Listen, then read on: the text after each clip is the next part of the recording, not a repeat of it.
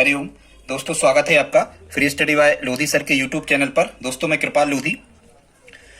दोस्तों आज हम आपको लेकर के आए हैं कृषि एग्रीकल्चर या कृषि विज्ञान की महत्वपूर्ण शाखाएं।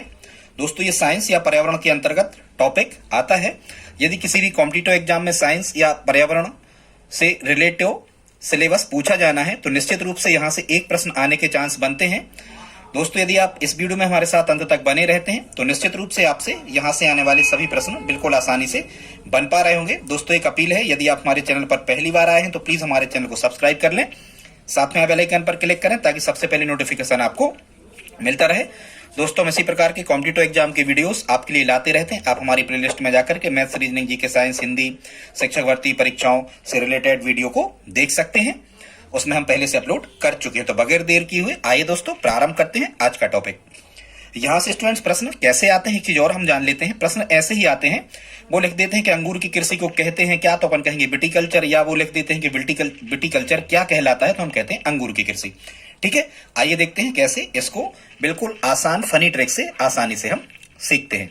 स्टूडेंट्स इसमें आपको क्या करना है, एक ट्रिक याद करना है यदि ये संभव हो जाए तो, और यदि नहीं भी होती है तब भी आपको प्रयास ज्यादा नहीं करना, हम समझाते हैं। स्टूडेंट्स ट्रिक है, अभी फूफा हवा व ओस में बकें कि ए मधु शेरे मछली पीस। ठीक है, किसी के फूफा है, उनका नाम है क्या, अभी। तो अभी फूफा जो है वो हवा व ओस, उस समय हवा व ओस पड़ी है, तो अभी फूफा हवा व ओस में बकें कि ए मधु शेरे मछली पीस।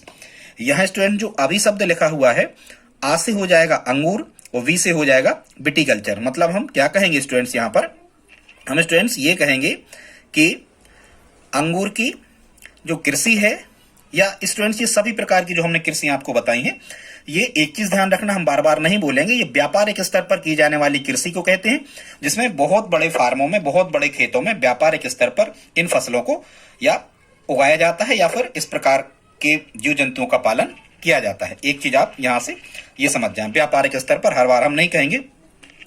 तो स्टूडेंट्स अंगूर की कृषि को क्या कहा जाता है, विटीकल्चर। अब आप इसको कैसे याद रखोगे, तो एक चीज आप याद रखना स्टूडेंट्स, यदि ये अभी वाली ट्रिक आपको याद नहीं हो रही, आ से अंगूर वी से विटीकल्चर, तो आप ऐसा याद रख सकते हो कि जो बियर होती है, बियर, वो बी से ही स्पेलिंग इसकी प्रारंभ होती है, और बियर कैसे बनती स्टूडेंट्स, अंगूर से बनती। तो ऐसे आप याद रख सकते हैं, अंगूर की कृषि को विटीकल्चर कहते हैं, व्यापारिक स्तर पर अंगूर की कृषि करना। ठीक है स्टूडेंट्स, यहां पर लिखा है क्या, फूफा, तो फूफा के एक फा से बनता है फ्लोरिकल्चर, और फ्लोरिकल्चर जो होता है स्टूडेंट्स, ये व्यापारिक स्तर पर फूलों की कृषि को कहा जाता है क्या, फ्लोरिकल्चर। ठीक है, फ्लोरिकल्चर किसे कहा जाता है, व्यापारिक स्तर पर फूलों की कृषि को कहते हैं फ्लोरिकल्चर। और वैसे ही यहां पर लिखा हुआ है फ्लो, फ्लावर, फ्लावर मतलब फूल, तो यहां से भी आप समझ सकते हैं। ठीक है, आगे देखते स्टूडेंट्स, यहां पर लिखा हुआ है हवा, तो ये ट्रिक की हवा की बात हम कर रहे हैं, तो हा से बनता है हार्टिकल्चर और बा से बनता है यहाँ पर क्या, बागवानी। ठीक है, तो हार्टिकल्चर हम किसे कहते हैं स्टूडेंट्स, तो ये बागवानी। अब यहाँ बागवानी में फल, फूल और सब्जी, ठीक है, आदि कई चीजें यहाँ पर लगाई जा सकती हैं व्यापारिक स्तर पर। ठीक है, तो हार्टिकल्चर यही कहलाती है बागवानी कृषि। ठीक है, जिसमें फल, फूल और सब्जियों का उत्पादन किया जाता है, हार्टिकल्चर। हवा का मतलब ये होता है। ठीक है, ऐसे करके आप इसको याद रख सकते हो। फिर स्टूडेंट्स 4 नंबर पर देखते हैं, यहां पर लिखा है ओस, तो ओस लिखा है, ओ से बन जाता है, ये लिखा था ट्रिक में ओस, ओ से बन जाता है ओलेरिकल्चर, और सा से बन जाता है सब्जी की खेती। ठीक है, व्यापारिक स्तर पर सब्जी, ऐसी सब्जी जो फैलने वाली होती है, जमीन में फैलती है, जिसकी बॉल ज्यादा बढ़ जाती है, जमीन पर फैलने वाली सब्जी की खेती को क्या कहा जाता है, ओलेरिकल्चर। वैसे ही आपने देखा होगा, यदि कोई सब्जी बेचने आता है तो वो कहता है ओ सब्जी ले ले री, ऐसे कहते हैं ना, वो बिल्कुल कहते हैं। क्या कहते हैं सब्जी बेचने वाली, ओ सब्जी ले ले री, तो ओलेरिकल्चर, सब्जी की खेती को व्यापारिक स्तर पर करना ओलेरिकल्चर कहलाता है। आप समझ गए होंगे। फिर स्टूडेंट्स 5 नंबर पे यहां पर क्या लिखा हुआ है, बकें, तो बा से बन जाता है क्या, बा से बनेगा यहां पर वर्मीकल्चर, और के से बन जाएगा केंचुआ। तो व्यापारिक स्तर पर केंचुआ की कृषि को क्या कहा जाता है, वर्मीकल्चर। क्या कहा जाता है, वर्मीकल्चर। वैसे ही केंचुआ कहाँ मिलता है, जब हम बर्मा चलाते हैं, कुछ खोदते हैं, जब हम बर्मा चलाते हैं मतलब कुछ जमीन को खोदते हैं, गीले स्थानों को, नमी वाले स्थानों को, तो वहीं क्या मिलता है, केंचुआ। किसान का सच्चा मित्र कहा जाता है केंचुआ को, क्योंकि ये जमीन को भुरभुरी बनाता है, उपजाऊ। स्टूडेंट्स यहां पर फिर लिखा है क्या, ट्रिक में लिखा है ए मधु, तो ए मधु का मतलब होता है, ए से बनता है एपीकल्चर और मधु से बनता है मधुमक्खी पालन। ठीक है स्टूडेंट्स, तो मधुमक्खी पालन व्यापारिक स्तर पर मधुमक्खी पालन को क्या कहा जाता है? एपीकल्चर। ऐसे भी आप याद रख सकते हो कि एपीकल्चर व्यापारिक स्तर पर मधुमक्खी पालन को कहा जाता है। या स्टूडेंट्स आप ऐसे भी याद रख सकते हो, जब आपको कोई मधुमक्खी काट लेती है तो आप शाम को एपी बाम लगाते हो। यदि मधुमक्खी काटती है तो आप एपी बाम, सुना होगा आपने नाम, फेमस बाम है। तो यदि आपको मधुमक्खी ने काटा है तो एपी बाम लगाना है, तो एपीकल्चर कहलाएगा क्या? मधुमक्खी पालन। 7 नंबर पर स्टूडेंट्स क्या लिखा है? सेरिकल्चर। यहां पर लिखा था क्या? सेरे मछली पीस। कोई मछली है और उसका नाम है सेरे, सेरे मछली पीस। तो यहाँ से बनेगा स्टूडेंट्स क्या? सेरिकल्चर। और सेरिकल्चर जो कहलाता है रेशम कीट का पालन, या रेशम को क्या कहते हैं स्टूडेंट्स इंग्लिश में? सिल्क कहते हैं। सिल्क के कीट का पालन किया जाता है व्यापारिक स्तर पर, तो इसे हम क्या कहते हैं? सेरिकल्चर। ठीक है, रेशम, ठीक है, सेरी। कई कई जो रेशमी साड़ियां होती हैं, सेरी, सारी, सारी, साड़ी, सेरी, साड़ी, सारी, ऐसे करके याद रख सकते हो। सेरिकल्चर रेशम कीट पालन को कहा जाता है व्यापारिक स्तर पर, रेशम के कीट का पालन करना सेरिकल्चर। आई होप आप समझ गए होंगे। फिर स्टूडेंट्स यहाँ पर क्या लिखा था? मछली पीस। तो इस मछली पीस को पूरे को आपको क्या कर देना है? इकट्ठा। वैसे ही जो कुछ लोग होते हैं वो मछली को क्या करते हैं? पीस के ही बनाते हैं। कुछ लोग मछली को खाते हैं यदि, तो मछली को पीस पीस कर बनाते हैं।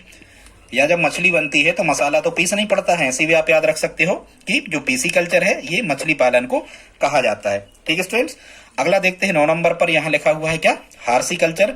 तो वैसे ही घोड़े को क्या कहा जाता है स्टूडेंट? घोड़े को इंग्लिश में हार्स कहते हैं। तो हार्सिकल्चर क्या होगा? उन्नत किस्म के घोड़े और खच्चरों को पालना ताकि परिवहन आदि में उनका उपयोग किया जा सके, ये कहलाता है हार्सिकल्चर। ठीक है, कल्चर तो सभी में लगाया, यहाँ पर ऐसे हमने सभी शब्द आपको बता दिए, क्योंकि कल्चर का मतलब ही होता है कृषि। फिर यहाँ स्टूडेंट्स यहाँ 10 नंबर पर लिखा है मेरीकल्चर। मेरीकल्चर कहलाता है समुद्री जीवों के उत्पादन की क्रिया। व्यापारिक स्तर पर समुद्र में रहने वाले या समुद्री जो जीव होते हैं, जो समुद्र में उत्पादित होते हैं, इनकी व्यापारिक स्तर पर उत्पादन करने की क्रिया को क्या कहा जाता है? मेरीकल्चर। अब स्टूडेंट वैसे यदि आपको पता हो तो जो मेरीनो होता है, मेरीनो या मरीनो जो होता है स्टूडेंट्स, मरीनो, मरीनो जो होता है वो समुद्र को ही कहते हैं। क्या कहते हैं? मरीनो। मरीनो मतलब होता है समुद्र। तो ऐसे भी आप याद रख सकते हो, मरीकल्चर या मेरीकल्चर। ठीक है, समुद्री जीवों के उत्पादन की क्रिया को क्या कहते हैं? या ठीक है, ऐसा याद रख लेना कि मेरी नाम की कोई लड़की है जो समुद्री जीवों को पालती है, समुद्र के किनारे रहती है, वहीं मछली वगैरह पकड़ती है। ऐसे भी आप मेरीकल्चर, समुद्री जीवों के उत्पादन की क्रिया को कहा जाता है मेरीकल्चर, या ये एक प्रकार की क्रिया यहाँ लिखा क्योंकि वो उसको अपन खेती नहीं कह सकती। ठीक है, फिर यहाँ स्टूडेंट्स 10 नंबर पे लिखा है ओलिविकल्चर। ओलिविकल्चर, ठीक है, यदि आपको ये पता होगा कि जो जैतून होता है स्टूडेंट्स, इस जैतून को ही इंग्लिश में ओलिव कहा जाता है। ओलिव की शाखा कहीं कहीं लिखा होता है, जी के अपन पढ़ते हैं, ओलिव की शाखा या ओलिव का ऑयल मतलब जैतून का तेल। तो ऐसा यदि आपको याद होगा कि जैतून जो है इसके लिए इंग्लिश में ओलिव कहा जाता है स्टूडेंट्स, तो आप समझ जाओगे कि ओलिविकल्चर जो है ये जैतून की कृषि को कहा जाता है। ठीक है, इसको तो याद ही कर लेना, जैतून मतलब ओलिव। ठीक, फिर यहाँ 11 नंबर पे लिखा है बेजीकल्चर। ये स्टूडेंट जो बेजीकल्चर है, बेजीकल्चर क्या कहलाती थी? दक्षिण पूर्व एशिया में आदि मानव द्वारा की गई वृक्षों की सबसे पुरानी कृषि, आदिम कृषि। दक्षिण पूर्वी एशिया में आदि मानव द्वारा की गई वृक्षों की आदिम मतलब सबसे पुरानी जो खेती थी उसको बेजीकल्चर कहते हैं। अब आप इसको कैसे याद रखोगे? तो स्टूडेंट्स कोई यदि आपसे पूछता है कि आदि मानव द्वारा की गई वृक्षों की सबसे पुरानी कृषि, तो आप कहोगे यार वो तो बेजई पुरानी कृषि थी। क्या कहोगे? बेजई पुरानी कृषि थी। अपनी बुंदेलखंडी भाषा में बेजई पुरानी मतलब बेजीकल्चर। ठीक है, बेजई पुरानी कृषि, बेजई पुरानी कृषि, बेजीकल्चर, समझ गए होंगे होगा। 12 नंबर पर स्टूडेंट्स यहाँ पर क्या लिखा है? साइट्रिकल्चर। साइट्रिकल्चर वैसे ही आप समझ जाते हो स्टूडेंट्स कि नींबू जो है ये नींबू में साइट्रिक एसिड या नींबू में साइट्रिक अम्ल पाया जाता है। यदि आपको स्टूडेंट्स ये पता है कि नींबू में साइट्रिक अम्ल पाया जाता है तो आप बड़ी आसानी से कह सकते हो कि साइट्रिकल्चर जो है ये नींबू वर्ग संबंधी फलों की कृषि कहलाती है। नींबू वर्ग मतलब जो खट्टे फल होते हैं नींबू के समान आकार के लगभग, उनकी कृषि को क्या कहा जाता है? साइट्रिकल्चर। ठीक है, साइट्रिक अम्ल किस में पाया जाता है? नींबू में। ऐसे करके भी आप इसको याद रख सकते हो। स्टूडेंट्स 13 नंबर पे यहाँ पर लिखा हुआ है आर्बोरिकल्चर। ये आर्बोरिकल्चर स्टूडेंट्स कहलाता है वृक्ष एवं झाड़ियों का अध्ययन। ठीक है, ये कृषि नहीं है। आर्बोरिकल्चर में यहाँ पर स्टूडेंट्स ध्यान रखें, कृषि नहीं है ये, वृक्ष एवं झाड़ियों के अध्ययन को आर्बोरिकल्चर कहते हैं। अब स्टूडेंट्स क्या होता है, कई कई लोग जंगल में जाते हैं लकड़ी काटने के लिए, तो वृक्षों की भी लकड़ी काटते हैं और झाड़ियों को भी काटते हैं, झाड़ियों में से भी लकड़ियां ढूंढते हैं, काटते हैं, वृक्षों को भी काटते हैं और झाड़ियों को भी काटते हैं। फिर वो क्या करते हैं कि बोरी में भर करके सूखी लकड़ी ले आते हैं।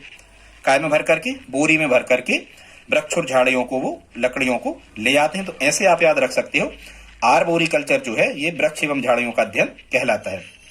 फिर स्टूडेंट्स 14 नंबर पे लिखा हुआ है यहाँ पर सिल्वीकल्चर। तो सिल्वीकल्चर जो कहलाता है स्टूडेंट्स, ये वन कृषि का अध्ययन कहलाता है। मतलब जो जंगल लगाए गए हैं, बहुत ज्यादा पौधारोपण किया गया है, वृक्षारोपण किया गया है, उसको वन कृषि कहते हैं। वन कृषि के अध्ययन को क्या कहा जाता है? सिल्वीकल्चर। अब आपको पता होगा स्टूडेंट्स कि सेल मतलब क्या होता है स्टूडेंट? तो सेल मतलब होता है पत्थर। सेल मतलब क्या होता है? बहुत बड़ा पत्थर, जिसको हम क्या कहते हैं? सेल कहते हैं स्टूडेंट्स। तो ये सेल कहाँ मिलता है हमें? ये वनों में मिलते हैं, बहुत बड़े बड़े पत्थर चट्टानों के। तो ऐसे हम याद रख सकते हैं कि सिल्वीकल्चर जो है स्टूडेंट्स, ये वन कृषि का अध्ययन कहलाता है। फिर स्टूडेंट 2 और बचे हैं, बहुत इंपॉर्टेंट है, सबसे ज्यादा आने वाले प्रश्न है ये। 15वां क्वेश्चन लिखा है स्टूडेंट्स, यहाँ पर लिखा है एयरोपोर्टिक। एक चीज आप समझ जाओ, यहाँ पर लिखा हुआ है एयरो मतलब एयर। क्या लिखा है? एयर। एयर माने हवा। तो यहीं से आप समझ सकते हो एयरोपोर्टिक क्रिया क्या कहलाती है। हवा में पौधे उगाने को एयरोपोर्टिक कहते हैं। ठीक है। फिर यहाँ लिखा है 16 नंबर पे लिखा है हाइड्रोपोनिक्स।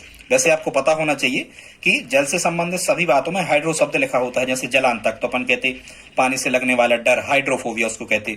या हम कहें स्टूडेंट की जो पानी है ये मुख्यतः ऑक्सीजन और हाइड्रोजन से मिलकर के बना एक यौगिक है। तो हाइड्रोजन, हाइड्रो जहां भी लिखा हो स्टूडेंट्स, आप समझ जाया करें कि कहीं ना कहीं जल या पानी की चर्चा हो रही है। तो हाइड्रोपोनिक्स कहलाता है पानी में पौधे उगाने की क्रिया को क्या कहते हैं? हाइड्रोपोनिक्स कहते हैं। दोस्तों यहां तक यदि आपने वीडियो हमारा देखा है तो प्लीज आप लाइक तो कर ही दें। और प्लीज आप कमेंट बॉक्स में बताएं आज का वीडियो आपको कैसा लगा। और यदि आप हमारी हेल्प करना चाहें प्लीज तो आप इस वीडियो को अपने दोस्तों के साथ स्टडी ग्रुप में शेयर जरूर करें। मिलते हैं अगली वीडियो में, तब तक के लिए जय हिंद जय भारत।